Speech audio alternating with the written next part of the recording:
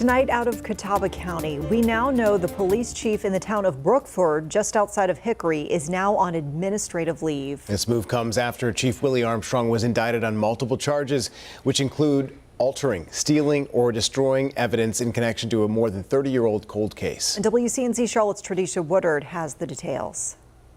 The Catawba County District's Attorney's Office says as soon as they learned of potential misconduct by the chief, they knew they had a conflict of interest and referred the case to the North Carolina Conference of DAs.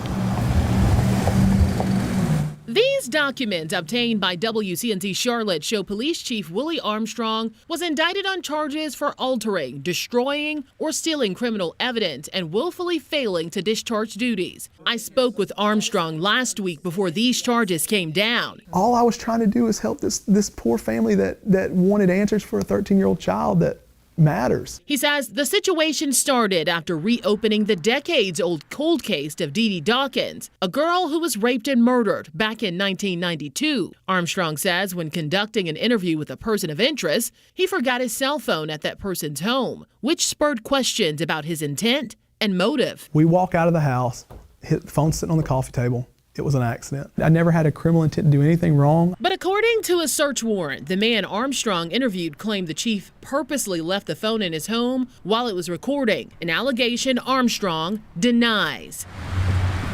I spoke with the Catawba County District Attorney, Scott Riley, who says they learned of the allegations of misconduct back in January. But due to conflict of interest because of the close proximity they worked together in, they referred that case to a conflict prosecutor. Well, there's potential misconduct in the way he's handled the case. Armstrong says since then he's been ordered to drop the case and hand over all key findings. He's been indicted by our grand jury in connection to misconduct related to that case. I didn't think it was proper for him to remain on the case, and I directed the Catawba County Sheriff's Department.